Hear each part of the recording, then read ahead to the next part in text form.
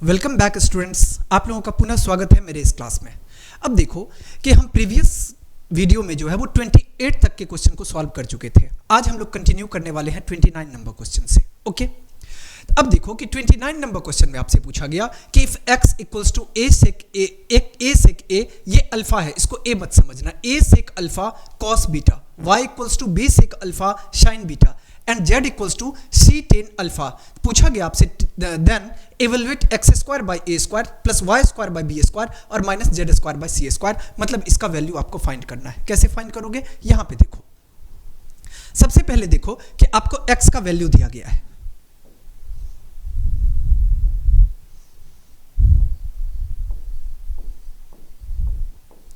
x कितना है, x हमको दिया गया है a सेक अल्फा और कॉस बीटा। ओके, और y कितना दिया गया, तो y हमें दिया गया है b शेक अल्फा और साइन बीटा, और इसके बाद z हमें दिया गया z equals to c tan alpha. और वैल्यू किसका पूछा गया, तो वैल्यू आपसे पूछा गया x square by a square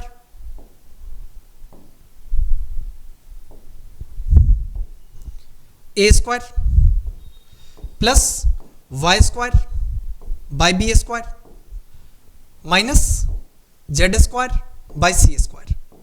अब इसको आप सॉल्व कर लो। अब देखो कि इसका वैल्यू अगर हमें फाइंड करना है तो हमें एक्स स्क्वायर, देखो तो एक्स के प्लेस पे कितना दिया गया, तो अब बोलोगे सर एक्स के प्लेस पे दिया गया है ए सेक अल्फा और कॉस बीटा। तो यहां पे हम लोग इसको लिख सकते हैं, अगर इसका स्क्वायर करेंगे तो ये क्या आ जाएगा, ये आ जाएगा a square sec square alpha और कॉस स्क्वायर बीटा बाय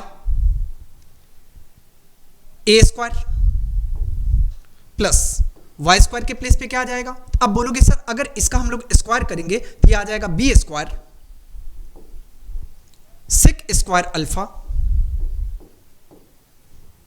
और साइन स्क्वायर बीटा। अब बाई कितना है, तो बाई बी स्क्वायर है और माइनस है जेड स्क्वायर कहने का मतलब सी का स्क्वायर और टेन स्क्वायर अल्फा और डिवाइडेड बाय सी स्क्वायर। अब एक चीज गौर से देखो यहां से आप कि आप ए स्क्वायर से ए स्क्वायर को कैंसिल कर सकते हो, बी स्क्वायर से बी स्क्वायर को कैंसिल कर सकते हो और सी स्क्वायर से सी स्क्वायर को कैंसिल कर सकते हो। ओके, तो अब देखो कि आपके पास क्या बच गया, तो आपके पास बच गया sec square alpha cos square beta, साथ ही साथ प्लस सेक स्क्वायर अल्फा और sine square beta minus tan square alpha.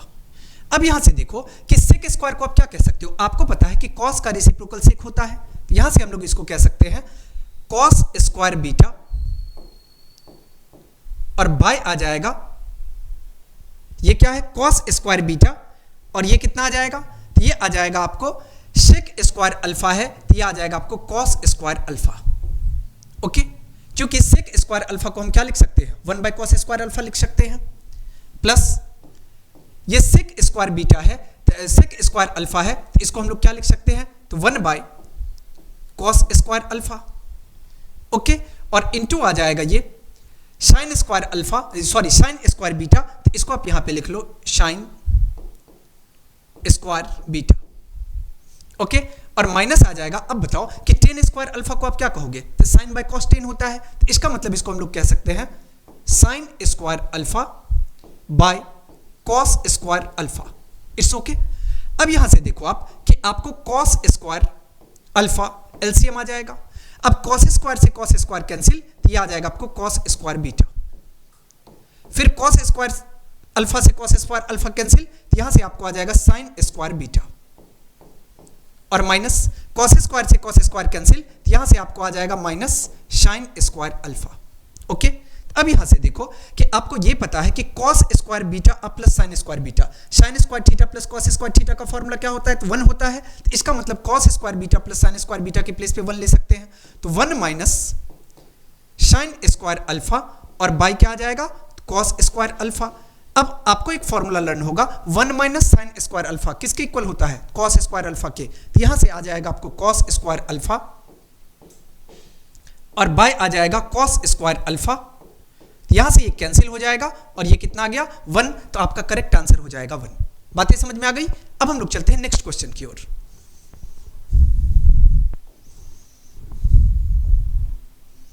Next question में आपसे पूछा गया कि the first term of an AP is 4, मतलब कहा गया कि किसी एपी का फर्स्ट टर्म फॉर्म है 4 है। The last term of an last term is 94, last term 94 है।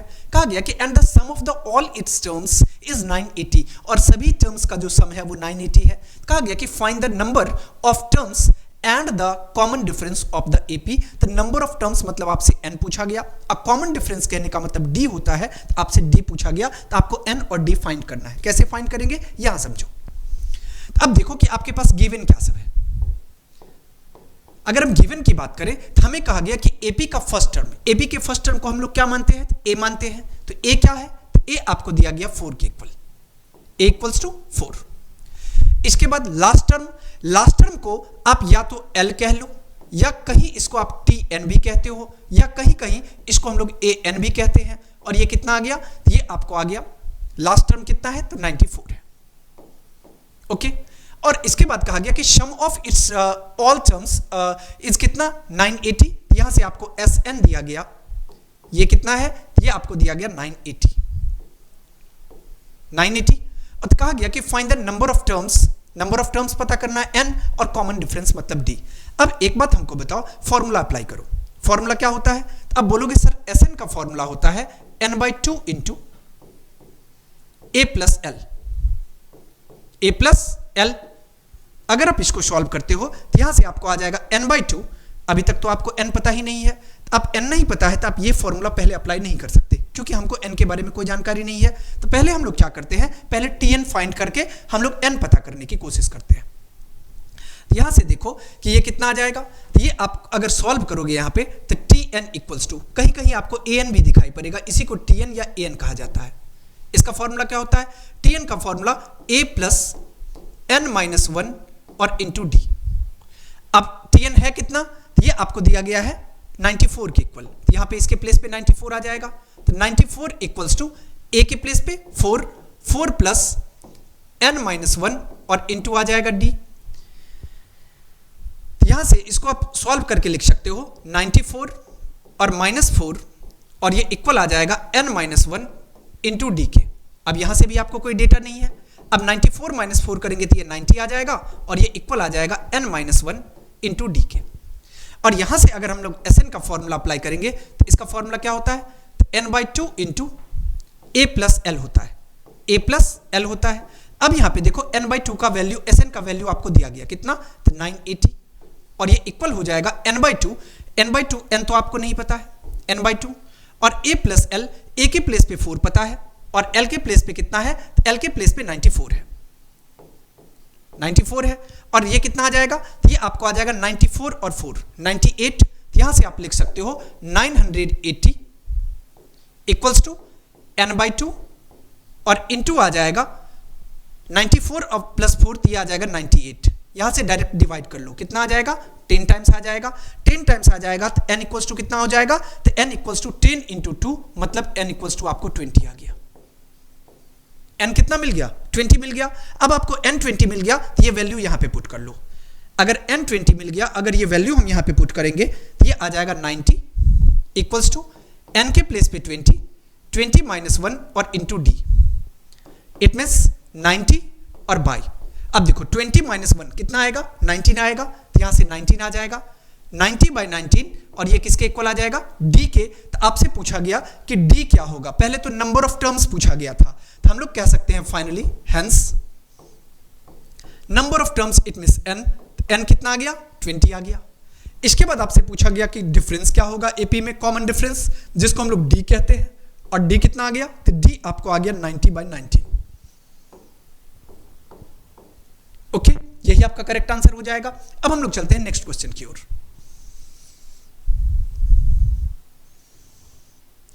नेक्स्ट क्वेश्चन में आपसे पूछा गया the 14th term of an AP is twice its 8th term. कहा गया कि if the 6th term is -8 then find the sum of its first 20 terms. मतलब आपसे S20 पूछा गया, कैसे पता करोगे? देखो कहा क्या गया, आपको कहा गया कि 14th टर्म जो है, जिसको हम लोग क्या कहते हैं, कोई इसको या तो T14 कह सकता है या कोई इसी को A14 कह सकता है। अब दोनों में से कोई एक वर्ड यूज करो, या तो T14 यूज कर सकते हो या A14 यूज कर सकते हो। तो चलो हम लोग A14 ही यूज करते हैं। तो यहां से कितना आ जाएगा? तो A14, और इसके बारे में क्या कहा गया कि 14th term on AP is twice its 8th term. तो इसका मतलब ये ट्वाइस जो है वो किसके है? 8th टर्म के है, मतलब A8 के ट्वाइस है। बातें समझ में आ गई? जो क्वेश्चन कह रहा था बस इसी को हम लोग लिखे हैं। अब देखो कि इसको आपको पता है कि an का फॉर्मूला क्या होता है? a plus n minus 1 into D होता है। तो इसको आप क्या लिख सकते हो? तो इसको लिख सकते हो a प्लस 13d, और इसको आप कितना लिख सकते हो? तो 2 इंटू a प्लस 7d। अब इसको सॉल्व करो, तो ये आ जाएगा आपको a plus 13d equals to 2 को a से मल्टीप्लाई करेंगे 2a, और 7 को 2 से मल्टीप्लाई करेंगे 14, तो ये आ जाएगा आपको 14d। इट मींस इसको आप यहां से लिख सकते हो, उस तरफ शिफ्ट करेंगे तो ये आ जाएगा आपको 0 equals to 2a minus a होगा तो a आ जाएगा, और 14d माइनस 13d होगा तो माइनस d आ जाएगा। तो यहां से आप कह सकते हो a माइनस d आपको 0 के इक्वल आ गया। ओके, तो a माइनस डी अगर 0 के इक्वल आ गया तो यहां से आप कह सकते हो कि a इक्वल्स टू क्या आ गया? तो d आ गया। अब देखो a और d आपको इक्वल दिखाई दे रहा है। बातें समझ में आ गई? और आपको क्या दिया गया?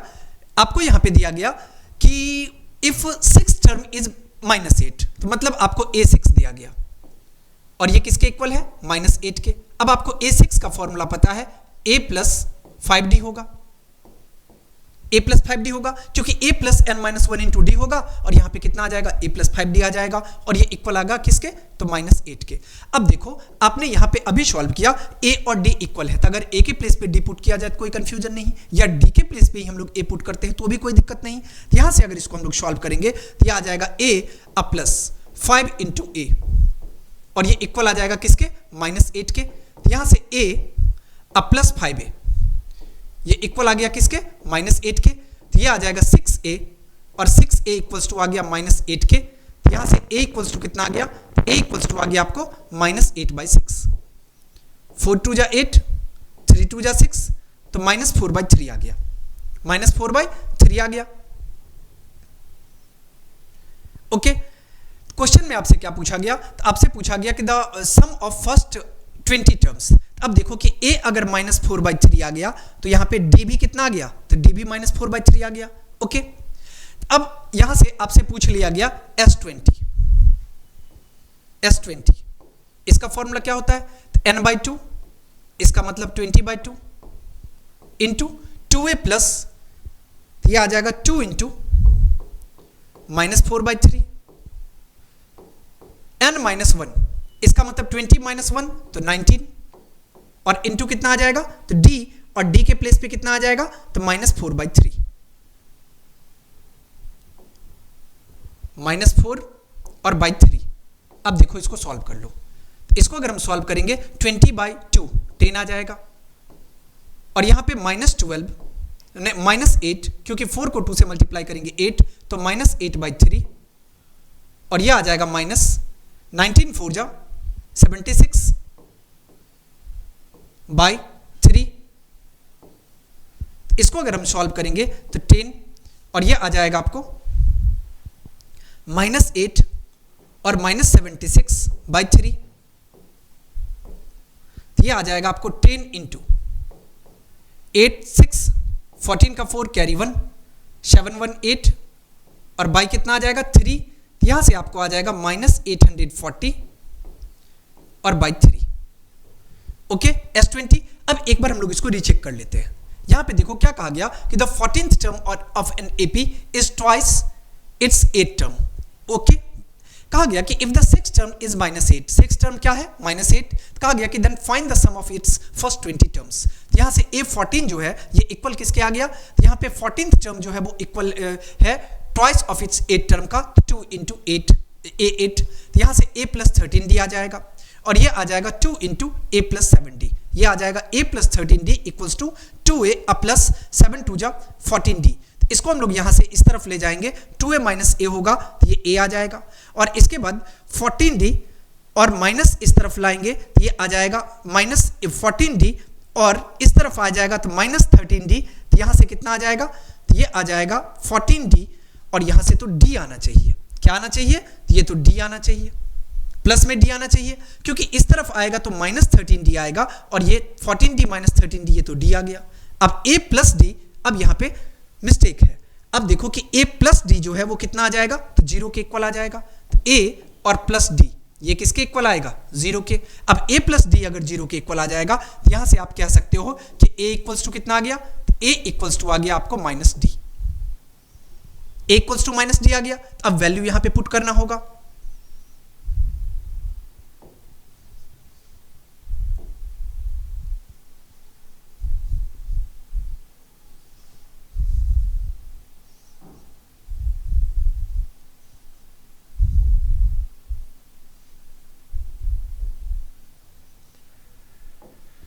अब देखो A plus 5D equals to कितना आ जाएगा, तो माइनस 8 और यहां पे आ जाएगा A अब प्लस 5D है, इसका मतलब 5 इंटू D के प्लेस पे कितना आ जाएगा, तो या आप इसी पे के प्लेस पे अपना वैल्यू पुट कर लो, किसी एक पे आप पुट कर सकते हो, या तो A के प्लेस पे या तो D के प्लेस पे। यहां से अगर A के प्लेस पे हम वैल्यू पुट करेंगे तो ये कितना आ जाएगा, तो ये आपको आ जाएगा माइनस D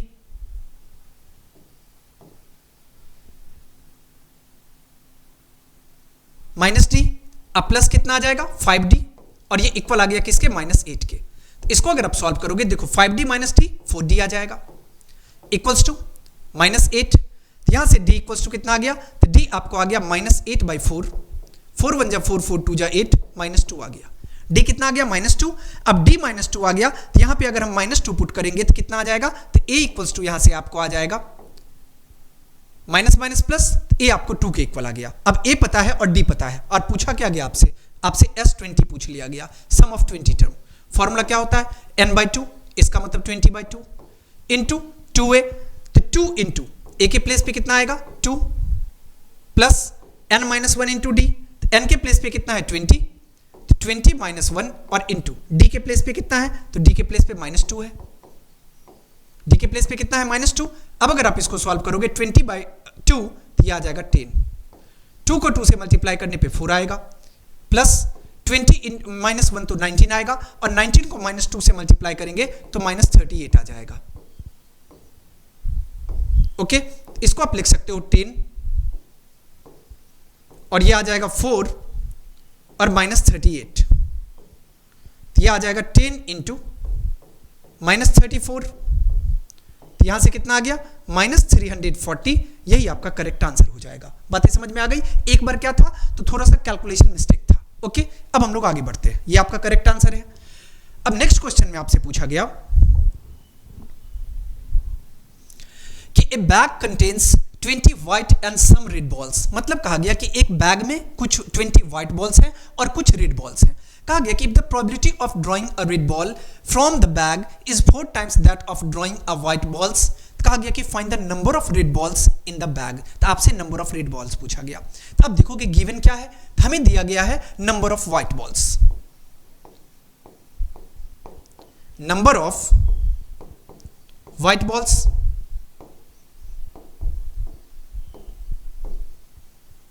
कितना है, ये हमें दिया गया है 20। अब नंबर ऑफ रेड बॉल कितना है, सीधे कह दिया गया कि सम रेड बॉल, पता तो नहीं है, हम x मान सकते हैं। Let the number of red balls equals to x। आगे क्या कहा गया कि the probability of the drawing a red ball from the bag, तो कहने का मतलब P ऑफ E। अगर हम रेड बॉल की बात कर रहे हैं तो यहां पे आप R ले लो, probability of red ball।